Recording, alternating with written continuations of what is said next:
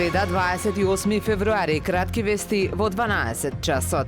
И нашата болница се соочува со недостиг на кадар. За сега успеваме да излеземе во пресрет на сите пациенти, но се надеваме дека во иднина ќе го зголемиме кадарот. Ни требаат неврохирурзи, невролози, пластичен хирург, вели во интервју за Супер Радио новиот директор на специјалната болница Свети Еразмо, доктор Јордан Смичевски. Додава дека предизвиците со кои се соочува институцијата се пред се инфраструктурни. Веќе 7 години се во реконструкција и се уште не се знае што ќе се прави со проширениот дел од болницата. Дали таму ќе го има и центарот за кардиологија. Низ бројки, во текот на минатата година во болницата се лекувани 1868 пациенти. Има вкупно 225 вработени, 26 доктори специјалисти, а на 10 болнички дена е скратено просечното време траење на лекувањето.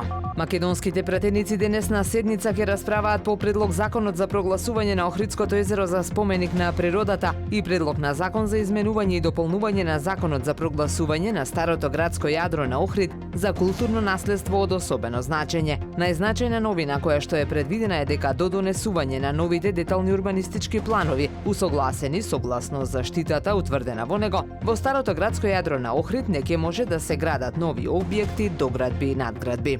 Со одлука на влада, Вевчанскиот карневал е прогласен за културно наследство од особено значење под категорија исклучително значење и се утврдува режим на заштита од прв степен. Како што е наведено во одлуката по своите карактеристики, обредните поворки со маски, карневал, василичари во Вевчани се издвојуваат со својата автентичност и зачуваност на формите на маските, василичарското оро, верувањата и обредните практики.